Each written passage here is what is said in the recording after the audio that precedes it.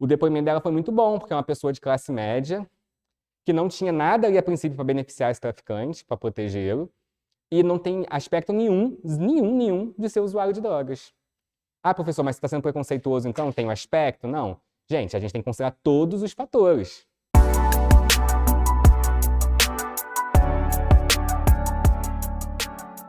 Pessoal, boa noite aí, então. Vamos continuar. Hoje a aula vai ser um pouquinho mais, como é que eu vou dizer, menos prática, né? Talvez até um pouquinho mais chata, vamos colocar assim, que é uma parte um pouco mais teórica, mas que como pode ser cobrado, e pode vir uma questão falando desse ponto, uma ou até duas, a gente tem que falar, eu tentei fazer da forma mais didática aqui para vocês conseguirem entender, até porque se esse ponto for cobrado, ele não vai ser cobrado de uma forma muito profunda, né? Mas o básico vocês têm que conhecer. E amanhã, amanhã até o fim vai ser um curso bem mais prático, com questões que tem... Essa banca ela é uma banca que costuma trazer situações mais concretas, digamos assim, não muito abstrata, né? Mais objetiva. Então, acredito que a prova venha nesse caminho. Óbvio que a banca pode sempre surpreender, né? Mas, em regras, tem um banco de questões e as questões são extraídas desse banco. Então, a tendência é de não surpreender tanto. E aí, hoje, a gente vai entrar no estudo da ação penal. Hoje a gente vai deixar para trás a investigação, o inquérito, aquela primeira fase do processo penal, que é a fase presidida pelo delegado, onde ele busca colher elementos de informação para saber se o crime aconteceu e quem praticou esse crime. E vamos para a fase judicial, para a ação penal. Por que se isso cair na prova não vai ser tão profundo? Porque a polícia não atua mais daqui para frente, né? Mas os editais costumam cobrar, mesmo nas provas de ensino médio, ação penal. É uma parte importante do processo penal. Então, nós vamos fazer um passeio, acho que a gente vai esgotar esse ponto hoje, e aí, a partir de amanhã, a gente vai falar dos procedimentos específicos, tudo mais como eu falei ontem, que a gente vai falar até o final do curso. E aí, a ação penal, a gente tem 3 bases para estudar: princípios, espécie e titularidade. Os princípios da ação penal, quais são os tipos, né, as espécies, e quem manda, quem organiza, quem atua à frente da ação penal. Antes de a gente prosseguir, só para a gente criar aqui um parâmetro de entendimento, o que seria uma ação penal, propriamente dita, gente? Ação penal, a gente vai ter quando essa demanda, essa apuração do fato que estava sendo tratada como investigação, vai ser já apresentada ao Estado juiz, para decidir se aquela pessoa deve ou não ser condenada por aquele crime. Se ela deve ser condenada ou inocentada, absolvida daquele fato. Então, já é o momento em que a pessoa assume a posição de acusado ou de réu. Já é o momento em que ela tem uma defesa estruturada a fim de fazer um contraponto à acusação. Ela recebe uma acusação formal. Na investigação, ela ainda não é acusada, a gente já falou disso aqui. Ela é apenas objeto de um procedimento investigativo. Agora, ela vai ser sujeito de um processo, parte de um processo. Por isso que a questão pode falar parte ré, parte acusada, porque ela é uma parte dessa demanda. Temos a parte autora, que vai ser a acusação, e a parte ré, que vai ser esse acusado, esse réu. Aqui é importante não confundir autor do fato com autor da ação penal. Autor do fato é quem praticou o fato criminoso, é esse réu. Então a gente pode ter uma pequena confusão aqui. Autor da ação penal é quem está ajuizando a ação, quem entrou com esse processo penal, com essa ação penal, que via de regra vai ser o promotor de justiça ou o Ministério Público, tá? Então a gente não pode confundir autor do fato com autor da ação penal. Sempre que eu falar autor do fato, estou me referindo à pessoa que está sendo investigada ou acusada da prática de uma infração penal. E a gente tem aqui o conceito de ação penal. Seria um instrumento utilizado pelo Estado, iniciado pelo Ministério Público ou pelo ofendido para o exercício da persecução penal. Eu botei aqui essa expressão, persecução penal, porque as bancas gostam muito dessa expressão. Persecução seria uma perseguição penal, a gente pode usar esse termo, né? É essa atividade do Estado de aplicar uma pena, de aplicar o direito penal. Mas esse nome, quem não conhece, pode se equivocar na prova. Quando a gente fala de persecução penal, é essa função do Estado de aplicar pena a quem praticou um crime. E a ação penal é um instrumento, é um meio para isso. O juiz, para aplicar uma pena a alguém, ele não pode simplesmente chegar e dizer: aplica uma pena de 10 anos a você. Não, tem que ter um caminho, um instrumento. E esse instrumento utilizado pelo Estado é essa ação penal. E aqui, por que a gente diz que a ação penal pode ser iniciada pelo Ministério Público ou pelo ofendido? A gente vai ver daqui a pouquinho, mas a gente já falou por alto. Tem ações que são públicas incondicionadas. O MP, o Ministério Público, vai presidir essa ação e iniciar essa ação independente da vontade da parte. Agora, tem ações que são condicionadas a uma manifestação de vontade do ofendido. As ações penais condicionadas à representação ou até as privadas. Nessas ações, a própria pessoa que entra com essa ação penal, a própria vítima. Ela tem que ter um advogado e ela que vai entrar com essa ação penal, não o Ministério Público. O Ministério Público vai atuar fiscalizando esse processo, mas não vai ser ele o autor, vai ser a própria vítima. A regra geral é a ação ser pública. Não se preocupem em saber cada crime qual é o tipo de ação. A questão da prova vai ter que dizer para vocês se ela perguntar sobre isso. Se ela não disser nada, sempre respondam a questão com base na ação penal pública, porque essa é a regra, tá? Titularidade da ação penal. É um tema bem desejado e querido pelas bancas. Quem é o titular da ação penal? O Brasil não admite ação penal sem demanda, sem alguém provocar o Estado. O juiz não pode começar por conta dele uma ação penal. Então, quando a gente fala de demanda, é apresentar essa demanda, demandar ao juiz. A ação penal tem que ser levada, iniciada por um terceiro que não é o juiz. Lembra que a gente falou do sistema acusatório? O juiz tem a função de julgar, mas ele não investiga, ele não inicia ação penal, ele não produz prova sozinho, tudo quem faz é o Ministério Público. Então, a gente tem uma separação aqui de funções no processo acusatório, a fim de manter uma imparcialidade desse juiz. Então, no Brasil, a titularidade é do Estado. Quando a gente fala de Estado aqui, a gente está falando do Estado como um todo, não é o Estado do Rio.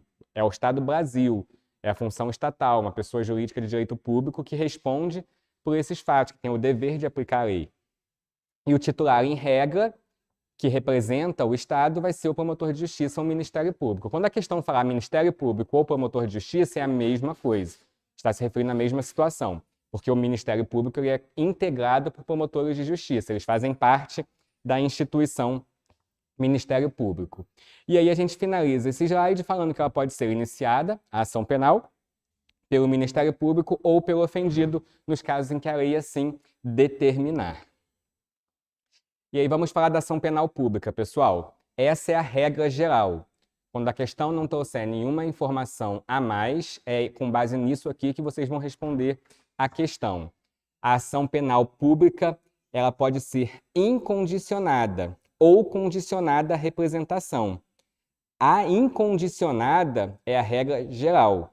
Então, a partir do momento em que a pessoa levou o fato ao conhecimento do Estado, foi à delegacia, eu fui roubado ali na esquina, levaram o meu telefone celular, um fato muito comum. A pessoa armada, boa noite, levou o meu telefone celular. Roubo. Se a questão não disser nada, se vocês não souberem, se a questão não trouxer informação a mais, é uma ação penal pública incondicionada. Então, a partir do momento que esse fato foi comunicado ao Estado, a pessoa não pode voltar atrás e desistir. É incondicionado, não depende da vontade dela. Mesmo que ela diga que não quer prosseguir com aquela investigação, ela descobriu amanhã que quem roubou, que estava com uma máscara, era um amigo dela, muito próximo. Não quero mais que ele responda por isso. Ele, inclusive, me devolveu o telefone um mês depois, quando ele soube que eu tinha registrado o fato. Eu posso arquivar esse processo? Não. Não depende da minha vontade. Ah, mas eu posso mentir em juízo depois, falar que não foi ele. Ah, se eu mentir em juízo, pode ser que não haja prova para condenar essa pessoa, mas eu posso responder por crime de falso testemunho, de denunciação caluniosa. Por quê? Porque não depende da minha vontade. Eu sou obrigado a ver aquela pessoa sendo processada, porque a ação é penal pública incondicionada. Esse incondicionado quer dizer que não depende da manifestação de vontade das partes. Todos os crimes mais graves, sem exceção, todos os crimes que a gente pensa assim, ter uma gravidade maior, são de ação penal pública incondicionada. Tá? E aqui, beleza? E aqui aquela pegadinha que a gente já falou. Lei Maria da Penha, violência doméstica praticada no âmbito familiar contra a mulher, o crime de lesão corporal, mesmo se for leve, a ação penal é pública e incondicionada. Não vamos errar isso. A questão pode criar um mapinha para confundir vocês. Porque se o João bate no Pedro, é uma lesão corporal leve, essa ação é penal pública condicionada à representação. Eu posso desistir da ação, homem contra homem, mulher contra mulher, a mesma coisa. Agora, se for violência doméstica familiar contra a mulher, a partir do momento que a mulher denunciou esse fato, comunicou esse fato à autoridade policial, ela não pode voltar atrás. E a questão pode fantasiar. Eles voltaram, estão vivendo juntos e felizes, e ela não acha justo A ação penal vai causar um novo transtorno na família quando tiver audiência. Ela quer desistir, pode arquivar? Não pode. Mas acontece muito, tá? Então, a mulher... Violência física, isso. Boa pergunta. Se a questão falar de violência física, é lesão corporal. Agora, não tem no Código Penal um crime de violência moral, violência psíquica, não tem. Violência sexual teria o estupro se houver o abuso sexual aí com conjunção carnal contra a vontade. Aí é incondicionado o estupro também. Aí não tem ação penal. Aí é só ação civil, porque não tem esse crime previsto no Código Penal. Ainda não tem. Nós não temos um crime no Código... A Lei Maria da Penha... É boa pergunta para a gente não confundir. A Lei Maria da Penha, ela fala de vários tipos de violência. Violência moral, violência psíquica, violência patrimonial. Mas não existe um crime no Código Penal que trata dessas violências. Então, essas violências, elas vão gerar o quê? Uma proteção a essa mulher, uma medida protetiva. Mas, por si só, esse autor do fato não vai responder por nenhum crime. Se ele fizer, a não ser que configure uma tortura psicológica, né? A gente vai para a lei de tortura, em 9455, a questão vai ter que deixar isso bem claro para vocês. Mas como regra de violência direta, o que a gente tem é lesão corporal. Tá?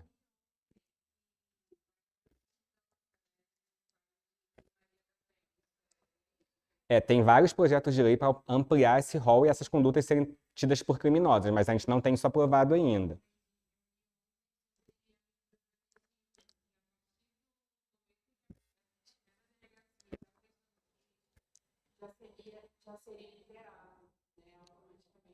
Então, a gente vai estudar isso daqui, amanhã a gente vai ver isso, mas só para a gente não ficar em branco, hoje, via de regra, quem decreta a medida protetiva é o juiz. Mas a Lei Maria da Penha autoriza que o delegado faça esse decreto se não houver juiz na comarca. Hoje é só nessa situação e tem que comunicar isso ao juiz imediatamente. Já vi isso amanhã, os prazos certinho. Mas via de regra, e isso é quase impossível de não ter um juiz, porque toda cidade tem um juiz lotado respondendo. Ele pode não estar ali na hora, mas as pessoas vão achar o juiz se precisar. Então, via de regra, se a questão da prova perguntar, é o juiz. Se não houver juiz, pode responder que o delegado pode. A questão tem que deixar muito claro que não existe juiz naquela comarca. Aí o delegado pode, já pode. E o que se quer é que seja automática a medida protetiva. Até apurar se o fato é verdadeiro ou não, querem que seja uma coisa automática. A mulher denunciou algum fato, já vai ter, mas é isso que está sendo aprovado ainda. Hoje não existe para a prova de vocês, tá? Ainda não tem isso. Hoje a medida protetiva tem que ser decretada, não é automática, tá? Então, se a violência for psicológica, material, né? O homem não dá mais dinheiro para ela, o marido, deixa passar fome, tudo. A princípio, não tem crime de lesão corporal. Crime de lesão corporal é só violência física. Soco, né? Puxar o cabelo pode configurar, morder, tudo acontece. A gente tem, por incrível que pareça, é uma selva. Né? Violência doméstica é uma coisa muito doida mesmo. Eu não paro todo dia de me surpreender com alguma situação. Lesão corporal, se acontecer e se a mulher noticiar isso e surgir um inquérito, ela não pode desistir. Tá? Não pode. Agora, se foi ameaça só, vou te matar, você é passado na minha vida, vou te matar. Isso é uma ameaça, concorda? A ameaça, ela pode voltar atrás. Porque a ameaça é igual para homem e mulher e igual na violência doméstica ou no Código Penal. Diferença na lesão corporal, tá? Então não vamos errar. A lesão corporal, se cair na prova, é uma ação penal pública incondicionada e essa mulher não pode desistir dessa ação penal. A ação penal pública condicionada à representação, gente, não vamos confundir, tá? A ação penal condicionada à representação, ela continua sendo pública. Quem dá entrada na ação penal é o próprio Ministério Público Promotor de Justiça, mas ele depende da vítima pedir isso a ele. A vítima fala, eu quero que ele seja processado. Se a vítima disser que não quer, o Ministério Público não pode fazer nada. Mas se ela disser que quer, é o promotor que entra com o processo. Essa ação continua sendo pública. É o caso, por exemplo, da ameaça. A ameaça a pessoa representa e o Ministério Público é que vai fazer o processo.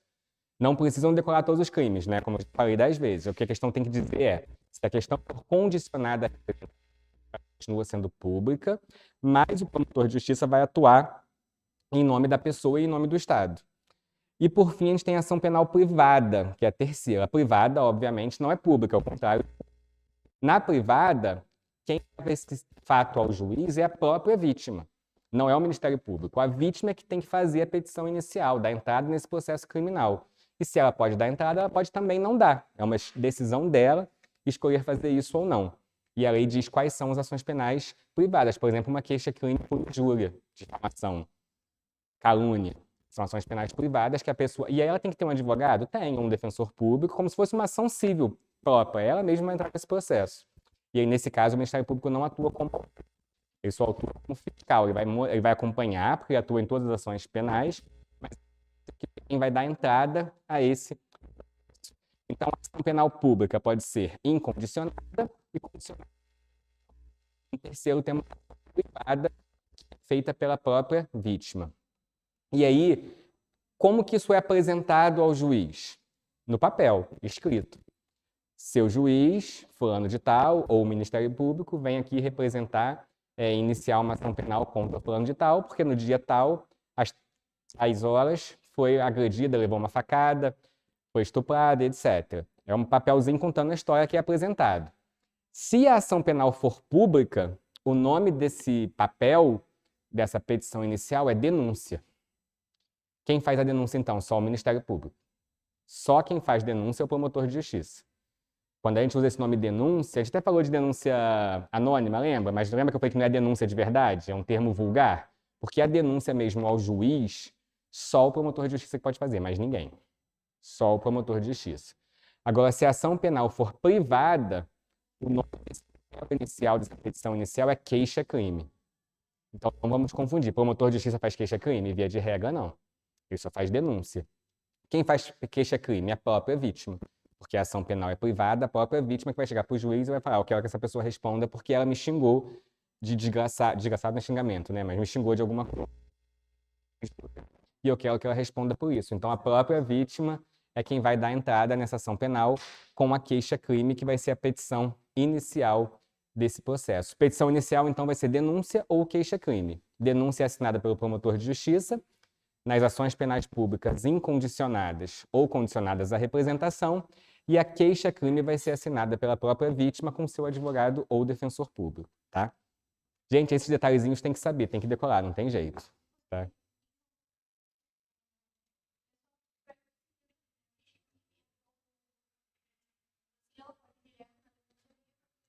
Pode, direto na defensoria ou com advogado particular se ela tiver condições de pagar. E aí vai fazer isso e vai apresentar ao juiz. Não precisa nem no Ministério Público. Ah, legal.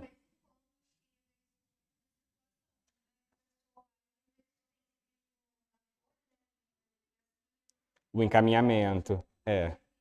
E se a pessoa já souber quem praticou o crime, tiver alguma prova, não precisa nem na delegacia fazer inquérito. Ela já vai ali direto, se ela tiver tudo. Não. Ela só precisa da delegacia se precisar do inquérito. Quando que a gente precisa do inquérito? Quando a gente tem que apurar se o crime aconteceu e quem praticou esse crime. Se eu já tenho esses dados, por exemplo, minha vizinha me xingou. Eu já tenho tudo em mãos, concordam? Tenho 2 testemunhas que presenciaram, minhas outras vizinhas, fofoqueiras, estavam lá na rua e viram a briga. Eu vou falar: seu juiz, eu tenho uma queixa-crime contra a minha vizinha, que mora na rua tal, ela tal, ela me xingou, e eu tenho 2 testemunhas aqui, não preciso de mais nada. Preciso de um inquérito policial? Não preciso. O inquérito policial, ele é obrigatório quando a gente tem que alcançar esses elementos, saber quem praticou, o que aconteceu. Agora, se a gente tem essa comprovação, a gente diz a numa ação penal pública.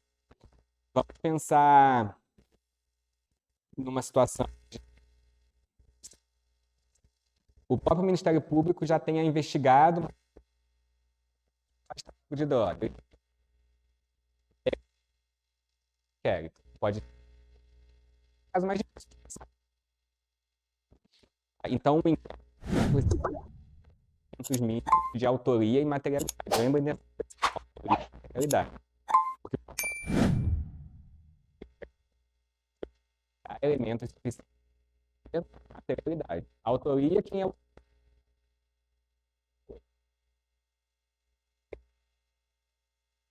se o crime aconteceu, alguma coisa que demonstra que o fato com a queixa-crime, tá?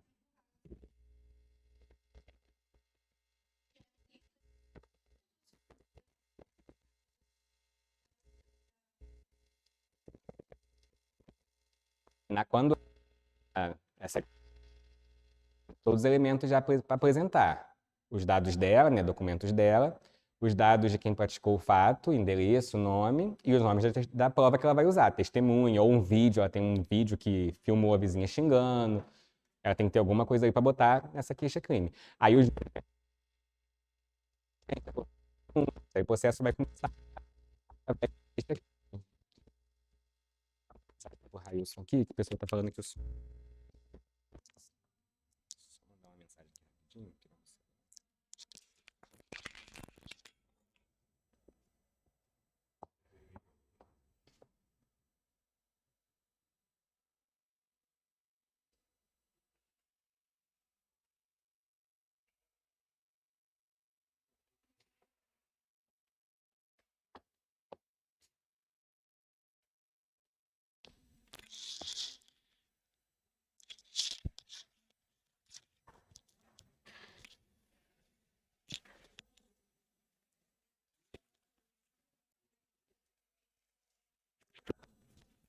Já só o Railson voltar.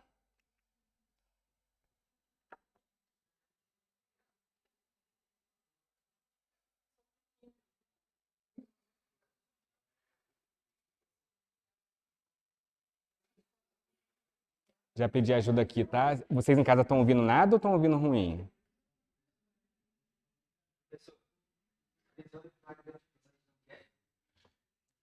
Olha a pergunta que interessante. Prisão em flagrante precisa de inquérito? Vamos lá. Via de regra, a prisão em flagrante vai acontecer antes do inquérito, porque eu não estou investigando, o fato aconteceu. E aí, quando a gente pensa na prisão em flagrante, via de regra, a gente já tem ali o que aconteceu, vamos pensar. Se essa prisão em flagrante já me permitir ter tudo ali que eu preciso, esse auto de flagrante já vai servir como inquérito, não vou precisar instalar um inquérito. O auto de prisão em flagrante ele pode dar início ao inquérito, quando? Se for necessário para apurar alguma coisa ainda. Agora, se nesse auto de prisão em flagrante, que é esse relatório do flagrante, tudo que aconteceu, já tiver ali, fulano de tal, a droga apreendida, fez o teste, deu positivo na droga, já tem as testemunhas que foram arroladas ali na... Preciso de inquérito? Não preciso. Mas, via de regra, esse inquérito vai ter que ser feito porque, por exemplo, esse teste de drogas não sai no mesmo dia. Leva 3, 4 dias para fazer. Então, eu preciso de uma prova produzida no inquérito, entendeu? Então, não tem como eu fazer imediatamente. Agora, se eu tiver por exemplo, um homicídio. A pessoa esfaqueou, morreu, cortou em 5 pedaços. Tem dúvida que morreu na hora? Precisa fazer uma perícia no corpo? Não. A pessoa ficou na cena do crime e foi prega. Testemunhas em volta viram ela esfaqueando. Realmente não vai precisar de inquérito. Esse auto de prisão em flagrante vai ser encaminhado ao promotor de justiça e, com base nisso, ele já tem elementos suficientes para oferecer a denúncia, tá? Se a pessoa fugir, aí eu não tenho a prisão em flagrante, vou ter que investigar quem foi, apurar. Então, o inquérito vai ser necessário quando eu tiver que apurar essas situações. Se eu já tiver isso comprovado de plano, não vai precisar, tá? Show de bola, o som melhorou, então não preciso mais do Railson, não. Vamos continuar, então. Então, pessoal, a denúncia, para a gente fazer a denúncia ou a queixa-crime, eu tenho que ter aquilo que eu preciso apurar no inquérito. Eu tenho que ter aquilo que eu busquei no inquérito. Se eu não tenho esses elementos, eu posso denunciar ou oferecer queixa-crime? Não. Senão, não precisaria do inquérito nunca. Eu tenho que ter um inquérito para obter esses elementos de informação, que tenham relação com a autoria e com a materialidade do fato. Se não tiver, eu preciso do inquérito. Se eu já tiver, eu posso denunciar ou fazer a... Jorge, mas acabou de botar aqui, que agora ficou bom depois que eu mexi. Eu tirei e botei de novo aqui. Pode ser. Ah, é? Tinha um dito ali, agora falou que tá bom. Agora está bom, Desculpa aí, Jorge. Valeu. Então, denúncia ou queixa, gente, já tem que ter esses elementos coletados, tá? Mas, professor, então se já tem tudo, para que eu preciso do processo? Não poderia acabar aí já condenar a pessoa? Não, porque agora que a pessoa vai se defender desses fatos. Lembra que no inquérito não tem defesa? Agora que essa defesa vai contestar esses fatos, vai discutir essa perícia, discutir o que as testemunhas vão dizer, impugnar, contradizer essas pessoas. Agora que isso vai ser apurado, entendeu? Não, muitas prisões em flagrante a pessoa é absolvida no final. O que mais tem é crime de homicídio com flagrante que a pessoa é absolvida, porque ela demonstra que foi uma legítima defesa, ela convence que houve uma legítima defesa, ou que foi um erro na execução, ela não queria matar, só queria lesionar, a pessoa morreu. Tem muitas situações. Tem de tudo, ainda mais que é júri, homicídio é júri. Ah, bom vocês falarem que a gente não vai falar de júri nessa turma, não. Mas só para a gente falar aqui rapidinho, a gente está falando de denúncia e ação penal, não é? Falamos do inquérito, entramos no processo penal. Homicídio, quem julga não é o juiz, é o júri, tribunal do júri. Ele já chegou a comentar? Todos os crimes dolosos contra a vida são julgados pelo tribunal do júri. O que é crime doloso contra a vida? Crime que tenha resultado morte ou tentativa de homicídio, né, com intenção de matar. Se for culposo, é o juiz que julga, mas se for doloso, é o tribunal do júri. No inquérito policial, nessa investigação. A investigação vai tentar apurar isso aí, se é culposo ou se é doloso. E aí depois, quando tiver a denúncia, antes de mandar para o júri, o juiz vai ouvir todas as testemunhas, o réu, para apurar se ele entende que houve dolo ou culpa. E se o juiz entender que houve dolo, aí que ele vai mandar para o tribunal do júri, que vai ouvir todo mundo de novo no plenário. É uma fase judicial dividida em 2 etapas. E se o juiz entender que é culposo, ele pega e julga imediatamente. Entendeu? E o próprio tribunal do júri pode, lá no final, entender que é culposo e devolver para o juiz julgar. Os jurados só julgam se eles convencerem também. Antes de julgar, eles vão votar se houve dolo. Se eles entenderem que houve dolo, que eles vão julgar esse caso. E aí no júri, gente, são 7 pessoas do povo, comuns, muitas pessoas nem têm formação em direito, não conhecem nada, absolvem várias vezes por pena. Traficante matou traficante é o que mais tem de caso de absolvição, acontece o tempo todo. Muito. Hoje em dia tem muito caso de absolvição de traficante matando traficante, porque as pessoas falam assim, foi merecida a morte e tal, acontece. E júri é uma coisa muito doida, porque eles não têm que justificar o voto deles. Né? O juiz, quando vai fazer uma sentença, ele tem que fundamentar. Toda sentença judicial é fundamentada. O juiz tem que dizer por qual motivo está tomando aquela decisão. Lembre-se disso. Toda sentença do juiz é fundamentada. Temos só uma exceção, que é a sentença do tribunal do júri. O júri só diz sim ou não. Ele não fundamenta, não precisa dizer por que está condenando ou absolvendo. E no tribunal do júri, o juiz só aplica a pena. Os jurados não fazem a pena, eles só dizem é culpado ou é inocente. E aí o juiz é que vai aplicar a pena no final. E aí tem absolvição para tudo quanto é lado. Acontece o tempo todo. Olha, a prisão mais comum que a gente tem hoje em dia é tráfico de drogas. É a prisão mais comum, que normalmente é flagrante. Dificilmente um crime de tráfico não é flagrante, só quando tem uma operação de investigação, com interceptação. 99% é flagrante, e muitos são absolvidos. Porque se conclui que era uso, se conclui que não tinha intenção de traficar, ou há uma dúvida se ele estava traficando ou não. Tem casos aí que a pessoa tem 1 quilo de cocaína e é para uso, e convence que é para uso.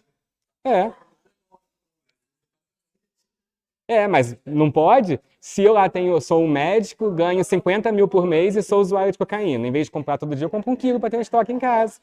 Tem crime se eu tiver 1 quilo de cocaína em casa para uso? Gente, não errem isso na prova. O Baruch deve ter falado. A lei não diz um dado objetivo de quantidade. Eu tenho trocentos casos de tráfico com 5 gramas de maconha e tem um monte de casos com 300 gramas de maconha que eu uso. Porque para ter tráfico, não basta a quantidade, eu tenho que ter a prova de alguns dos tipos penais, que é vender, transportar para fins de tráfico. Eu tenho que ter elementos a mais. Só o fato de ter a droga não indica que a pessoa é traficante. Eu preciso de algo a mais. E agora, se eu tenho 2 papelotes de maconha, 2 sacolés lá de cocaína, se o policial me viu passando um, já é tráfico, com 2. E o outro é 1 quilo, pode ser uso. Pode. Quem decide isso? O juiz. O juiz vai avaliar, vai ouvir tudo, ver o contexto das provas e vai decidir. Agora, por exemplo, eu canso de pegar a pessoa com uma certa quantidade de droga e na audiência a gente pergunta, tá, essa droga é para uso próprio? Quanto o senhor pagou? R$1.000. O senhor ganha quanto? Eu sou autônomo, interior, né? Ganho 250 por semana, pago 500 de aluguel. Como é que é para uso? Como é que ele gastou R$1.000 de droga? Entende? Fica difícil de comprovar. Né? Mas então pune quem ganha menos? Não, é o contexto inteiro. Né? Tem vários elementos aí. Mas não tem regra absoluta. Não se iludam na questão da prova se falar só do uso para já jogar para o tráfico, tá? Cuidado com isso aí. Tá? Tem que ter, o tráfico ele exige a intenção de vender e essa intenção tem que ser provada pelo Estado. Lembra que a gente falou aqui? A pessoa não tem que provar a inocência? O Estado é que tem que provar. Então, se a polícia me revistou aqui na esquina, 11h30 da noite, e achou 10 papelotes de maconha no meu bolso, tem algum elemento que diga que eu sou traficante? Tem? E eu não consigo pensar. Se não tem nada, se eu tô sozinho andando ali com 10 papelotes, eu não posso ter comprado esses 10 para uso próprio, tô indo para minha casa? Como? Tem que ter um contexto a mais. O dinheiro, eu posso ter recebido hoje, ganhei no bicho 5 mil, tá no meu bolso, e aí? Eu chego na audiência e falo, ganhei no bicho 5 mil. Ué, gente, hoje mesmo eu fiz uma audiência de operação de tráfego com interceptação telefônica que tem as gravações. Não, me arruma 10, me arruma 5, não sei o que e tal. Aí pegaram os interlocutores, teriam os usuários, e eles foram na audiência hoje. Uma senhora falou que não queria dizer o que era, que ela estava pedindo, mas não era droga, porque é alguma coisa sexual. Não consegui entender o que é. Foi uma senhora de idade mesmo, que era interlocutora, tá gravado em audiência pública, quem tá no site vai assistir a audiência. E gerou uma dúvida, isso gerou uma dúvida para condenar. Tem as interpretações, tem vários outros elementos. Mas assim, a defesa construiu essa tese ou até ela tá falando a verdade, eu não sei ainda. E um dos outros usuários falou que que essa pessoa vendia bebidas também. E que ele comprava bebidas. E essa pessoa que falou isso, o depoimento dela foi muito bom, porque é uma pessoa de classe média, que não tinha nada ali a princípio para beneficiar esse traficante, para protegê-lo, e não tem aspecto nenhum de ser usuário de drogas. Ah, professor, mas você está sendo preconceituoso, então tem um aspecto? Não. Gente, a gente tem que considerar todos os fatores. É uma pessoa servidora pública, concursada, não parecia ser usuário de drogas e realmente pode estar comprando bebida. A gente vai ter que avaliar mil elementos aí, vai ter outras audiências nesse caso ainda, um caso grande, mas olha como é subjetivo. Entendeu?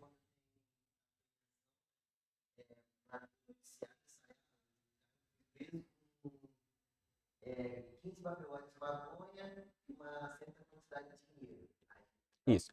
A quantidade de dinheiro, na jurisprudência, é um indício de tráfico, porque ninguém anda com certa quantidade de dinheiro. Entendeu? Ainda mais quando é trocado, a gente considera tudo isso, mas não é um elemento por si só suficiente a justificar a condenação no tráfico. Mas porque normalmente paga em dinheiro mesmo, né? Então tem lá 30 papelotes, R$ 72 trocados junto. É esquisito, concordo? Então pode ser que... Aí tem uma balança de precisão também em casa. Quem tem balança de precisão? Quem? Não! Mas você tem... Não, mas olha, não é só a balança. É ter a balança... Por exemplo, eu vou reconstruir meu exemplo. A casa da pessoa é uma casa desorganizada. Você vê que é uma casa que não mora ninguém ali habitualmente, uma família. E aí é encontrado lá 30 papelotes de cocaína, uma balança de precisão novinha digital, uma pessoa que é muito humilde, muito pobre, que... Aí encontra 2 latas de bicarbonato, um fogão que nunca foi usado, que está todo enferrujado, nem liga mais, o gás vazio. O que vocês acham? Não dá para construir um conceito aí? Que aquela casa era um ponto de venda de drogas? Então, muito pino, vazio. Gente, homens, 23, 24, 25 anos, 3 presos na casa. Nem sinal de que tem uma mulher, que nenhum deles sabe cozinhar e ligar fogão. Aí tem 200 sacolés vazios na gaveta. Eu faço sacolé final de semana. Vocês acham? Exatamente. É assim que a gente tem que analisar todo esse contexto. Agora, se eu sou casado, estou na casa com minha esposa, 2 crianças, tenho suco, tangue, vários em pozinho e 10 sacolés vazios na gaveta, um pacotinho. Não é normal numa cidade que a gente fazer sacolé? Olha como muda todo o contexto. Como não é uma coisa objetiva.